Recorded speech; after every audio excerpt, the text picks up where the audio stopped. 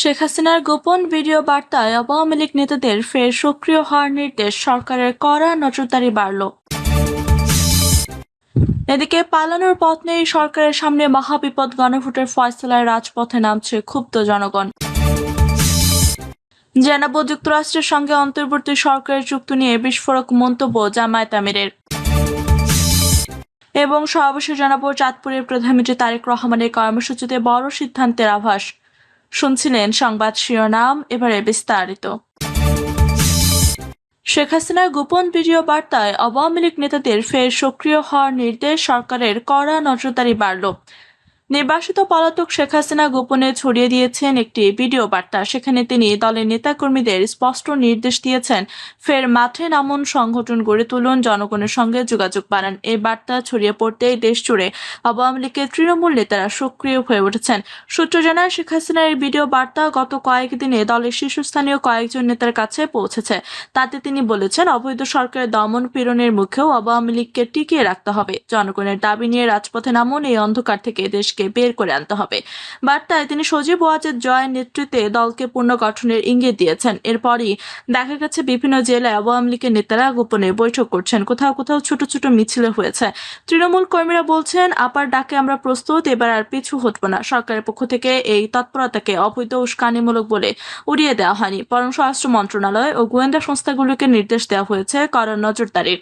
ঢাকা সহ বড় শহরগুলোতে আওয়ামী লীগের সম্ভাব্য নেতাদের ফোন ট্র্যাকিং গতিবিধি পর্যবেক্ষণ বাড়ানো হয়েছে। পুলিশের বিশেষ টিম গঠন করা হয়েছে। কয়েকটি জেলায় ইতিমধ্যে কয়েকজন নেতাকে জিজ্ঞাসাবাদ করা হয়েছে। সরকারি সূত্র বলছে, যে কোনো অস্থিতিশীলতার রোধে আমরা সতর্ক, আইন অনুযায়ী ব্যবস্থা নেওয়া হবে। এদিকে বিএনপি নেতারা বলছেন, আওয়ামী লীগের এই চেষ্টা জনগণের প্রত্যাখ্যান করবে।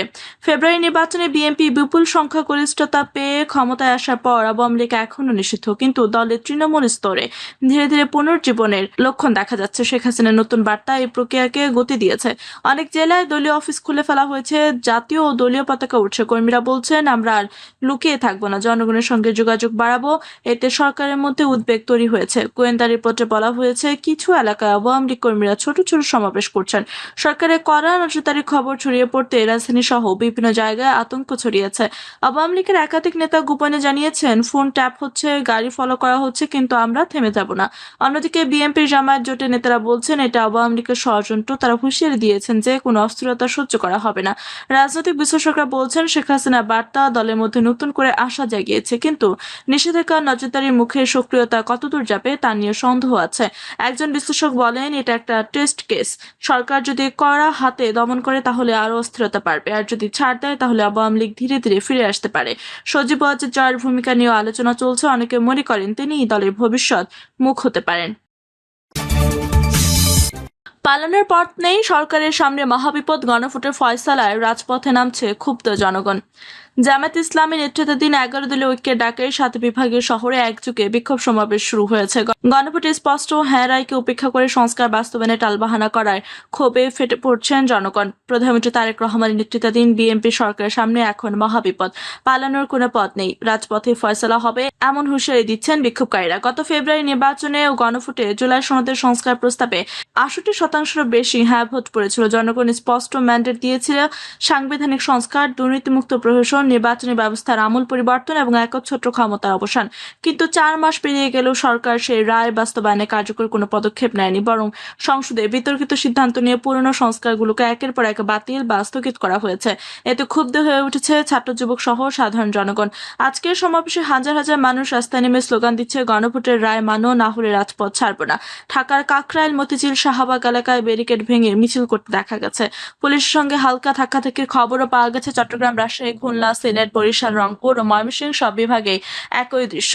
জামায়াতের সেক্রেটারি জেনারেল মিয়া গোলাম পরোয়ার বলেছেন, সরকার জনগণের রায়কে অস্বীকার করে দেশকে গভীর সাংবিধানিক সংকটের দিকে ঠেলে দিচ্ছে। এটা গণ অভ্যুত্থানের দিকে নিয়ে যাচ্ছে। সরকারের পক্ষ থেকে দাবি করা হচ্ছে সংস্কার প্রক্রিয়া চলছে, কিন্তু বাস্তবে কি দেখা যাচ্ছে? জুলাই সনদের মূল প্রস্তাব প্রধানমন্ত্রীর মেয়াদ সীমিত করেন, দ্বিকক্ষীয় সংসদ, স্বাধীন নির্বাচন কমিশন, বিচার বিভাগের স্বাধীনতা, এসবের কোনোটাই এখনো আইনের রূপ নেয়নি। উল্টো সংসদে কয়েকটি গুরুত্বপূর্ণ সংস্কার বাতিল বাতিলের সিদ্ধান্ত নেওয়া হয়েছে, যা জনগণের ম্যান্ডেটের সরাসরি বিরোধিতা। বিরোধী দলগুলো বলছে এটা বিএনপি সরকারের ক্ষমতা কুক্ষিগত করার ষড়যন্ত্র। রাজপথে উত্তেজনা ক্রমশ বাড়ছে। ছাত্র সংগঠনগুলো ঘোষণা দিয়েছে, যদি আগামী 72 ঘন্টার মধ্যে গণভোটের রায় বাস্তবায়নের রোডম্যাপ ঘোষণা না করা হয়, তাহলে দেশব্যাপী অসহযোগ আন্দোলন শুরু হবে। ঢাকা বিশ্ববিদ্যালয়, জাহাঙ্গীরনগর সহ বিভিন্ন ক্যাম্পাসে ছাত্ররা জড়ো হয়ে বিক্ষোভ করছে। একজন ছাত্রনেতা বলেন, 2024 জুলাই অভ্যুত্থানে রক্ত বৃথা যেতে দেব না। সরকার যদি জনগণের সঙ্গে বিশ্বাসঘাতকতা করে, তাহলে রাজপথে হবে একমাত্র ভাষা। অর্থনৈতিক দিক থেকেও পরিস্থিতি উত্তপ্ত। ইতিমধ্যে ঢাকা চট্টগ্রাম মহাসড়কে যান চলাচল ব্যাহত হয়েছে। ব্যবসায়ীরা আশঙ্কা করছেন, এই আন্দোলন যদি দীর্ঘস্থায়ী হয়, তাহলে ঈদের আগে বাজার অস্থির হয়ে পড়বে। পুলিশের উচ্চপদস্থ কর্মকর্তা জানিয়েছেন, পরিস্থিতি নিয়ন্ত্রণে রাখতে অতিরিক্ত ফোর্স মোতায়েন করা হয়েছে, কিন্তু কোনো ধরনের বল প্রয়োগ এড়ানোর নির্দেশ রয়েছে। তবে বিক্ষোভকারীরা সতর্ক করে দিয়েছেন, যে কোনো দমনমূলক পদক্ষেপ নিলে আন্দোলন আরো তীব্র হবে। রাজনৈতিক বিশ্লেষকরা বলছেন, এটা শুধু সংস্কারের লড়াই নয়, ক্ষমতার লড়াই। বিএনপি সরকার চাইছে পুরনো কাঠামোতে নিজেদের অবস্থান শক্ত করতে, আর বিরোধীরা চাইছে জুলাই সনদ অনুসারে নতুন রাজনৈতিক ব্যবস্থা। গণভোটের ফলাফলকে অস্বীকার করলে দেশ নতুন করে অস্থিরতা পড়বে বলে সতর্ক করছেন সুপ্রিম কোর্টের জ্যেষ্ঠ আইনজীবী সহ বিশেষজ্ঞরা। যুক্তরাষ্ট্রের সঙ্গে অন্তর্বর্তী সরকারের চুক্তি নিয়ে বিস্ফোরক মন্তব্য জামায়াত আমিরের। ত্রয়োদশ জাতীয় সংসদ নির্বাচনে 3 দিন আগে যুক্তরাষ্ট্রের সঙ্গে তৎকালীন অন্তর্বর্তী সরকার যে বাণিজ্য চুক্তি করে গেছে, সেই চুক্তির বিষয়ে বিস্ফোরক মন্তব্য করেছেন বাংলাদেশ জামায়াত ইসলামীর আমির ও সংসদের বিরোধী দলীয় নেতা ডক্টর শফিকুর রহমান। জামায়াত আমির বলেছেন, তৎকালীন অন্তর্বর্তী সরকারের সঙ্গে যুক্তরাষ্ট্রের সঙ্গে বাংলাদেশের যেসব চুক্তি হয়েছে, সেই বিষয়ে তৎকালীন সরকার জনগণ কিংবা রাজনৈতিক দলগুলোর সঙ্গে কোনো আলোচনা করেনি। জামায়াত ইসলামীর আমির আরো বলেন, সংসদ হবে রাষ্ট্রের কর্মকাণ্ড উন্নয়নের কেন্দ্রবিন্দু। রাষ্ট্রের ভালো মন্দ নিয়ে এখানে আলোচনা হবে। এদেশের স্বাধীনতা সার্বভৌমত্ব কিভাবে সংহত করা যায়, কিভাবে যুব সমাজের হাতে কাজ তুলে দেওয়া যায়, বেকারত্ব দূর করা যায়, ভালো কাজে যুক্ত করা যায়, শিল্প কারখানায় কিভাবে বিপ্লব আনা যায়, এগুলো নিয়ে সংসদে আলোচনা করা উচিত। তিনি বলেন, আগে সংসদে গান নাচ হয়েছে, মানুষের চরিত্র হনন হয়েছে, মানুষকে গালিগালাজ করেছেন। আমরা সেই সংস্কৃতি সংসদে আর দেখতে চাই না। আমি প্রথম অধিবেশনের স্পিকারকে এই কথা বলছি, আপনি এই ধরনের কাজ কাউকে করতে দিবেন না। কিন্তু দেখছি সংসদেও সেই ঘটনার কিছুটা চর্চা হচ্ছে। তবে আশার দিক হচ্ছে, তা আগের মতো নয়। আমরা আশাবাদী এই নোংরা সংস্কৃতি বন্ধ হবে। তিনি আরো বলেন, সংসদ চলে জনগণের ট্যাক্সের টাকায়, তাই জনগণের কথা বলতে হবে। জনগণের কথা বলতে এই সংসদ অধিবেশন চলে। দেশের উন্নয়নের কাজের কথা বলতে হবে। সংসদে জনগণের কাছে আমাদের দায় আছে। আমরা এর ভিত্তিতে সংসদে কাজ করতে চাই। ডক্টর শফিকুর রহমান বলেন, আমরা সরকারকে বলেছি, ভালো কাজ করবেন আমরা সমর্থন দেব, সহযোগিতা করব। খারাপ কাজ করবেন সমালোচনা করব, রুখে দাঁড়াবো, ছেড়ে দেব না কাউকে। আমাদের লড়াইয়ের ভিত্তিতে চলবে। তিনি বলেন, আপনারা দেখেছেন জ্বালানি তেল নিয়ে সংকট তৈরি হয়েছিল, আমরা সংসদে নোটিশ দিয়েছি আলোচনার জন্য। আমাদের কথা বলতে দেবে না, তারা ভয় পায়। যদি কেঁচো খুঁড়তে সাপ বের হয়, এই ভয়। আমরা বললাম, একটি আন্তর্জাতিক সংকট, একটি যুদ্ধের জন্য এই পরিস্থিতি সৃষ্টি হয়েছে। আমরা জনগণের কথা বলতে এই সংসদে এসেছি। আমরা দেশবাসীকে এই জিম্মি দশা থেকে মুক্তির জন্য অবদান রাখতে চাই, তাই এ নিয়ে কথা বলতে চাই। তখন সরকার বাধ্য হলো আলোচনার জন্য। আপনারা দেখেছেন না, অর্থবহ আলোচনা হলো। তারপর আমরা প্রস্তাব দিলাম এই সংকট পরিস্থিতির মোকাবেলায় একটা কমিটি করতে। আমাদের প্রস্তাবে প্রধানমন্ত্রী একটি কমিটি গঠন করলেন। কমিটি গঠন হলো। 2 দিনের মধ্যে বাংলাদেশের জ্বালানি তেল সংকটের চিত্র পাল্টে গেল। কেন পাল্টে গেল? কেউ কেউ বললেন এটি কৃত্রিম সংকট ছিল, জামায়াত উস্কে দিয়েছিল। এত গাড়ি ঘোড়া যদি জামায়াতের হয়, তাহলে আলহামদুলিল্লাহ সারা বাংলাদেশ আমাদের। তিনি বলেন, আমরা সংসদে বিরোধী দলের জন্য রাজনীতি করতে চাই না। বিরোধী দল ক্ষমতায় গিয়ে লুটপাট করে খাবে, তা হবে না। আমরা যদি ক্ষমতায় যাই, আমরা ঘোষণা দিয়েছিলাম সংসদে যাওয়ার সময় যে সম্পদের হিসাব দিয়েছিলাম, ক্ষমতা থেকে বের হয়ে আসার দিন তা কমবে, বেশি হবে না। বর্তমান সরকারি দল ক্ষমতায় গিয়ে অনেক জায়গায় উল্টাপাল্টা করছে। তারা গণভোটকে অগ্রাহ্য করছে। গণভোটের তারা বাংলাদেশের গভর্নরকে পরিবর্তন করেছে। সবচেয়ে দুর্বল ও বিতর্কিত ব্যক্তিকে জনগণের আমানত একটি সম্মানজনক জায়গায় বসিয়েছে।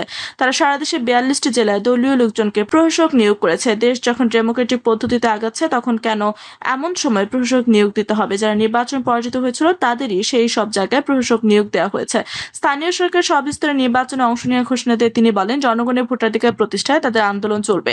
শুধু তাই নয়, বিভিন্ন পাবলিক বিশ্ববিদ্যালয়ে যেখানে জ্ঞানের চর্চা হবে, সেখানে আমাদের সন্তানরা জ্ঞান চর্চায় মানুষ হবে।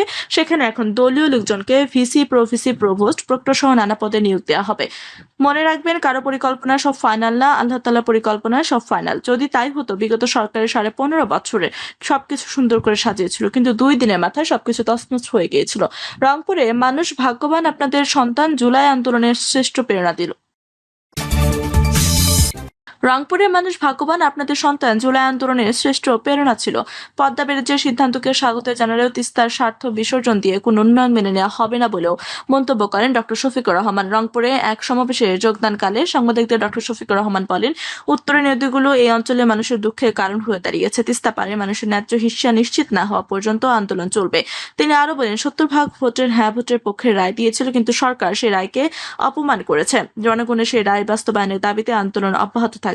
ধর্মীয় পরিচয়ের কারণে কারো উপর হামলা বা নির্যাতনের কোনো বৈধতা নেই উল্লেখ করে তিনি বলেন, দেশের সব নাগরিকের সম অধিকার নিশ্চিত করতে হবে। চাঁদপুরে প্রধানমন্ত্রী তারেক রহমানের কর্মসূচিতে বড় সিদ্ধান্তের আভাস। প্রিয় দর্শক, এই ছিল এখনকার মতো সর্বশেষ সংবাদ। আপনি সব সংবাদ পেতে চ্যানেলটি সাবস্ক্রাইব করে পাশে থেকে বেল বাটনটি ক্লিক করে রাখুন। ধন্যবাদ সবাইকে এতক্ষণ সাথে থাকার জন্য।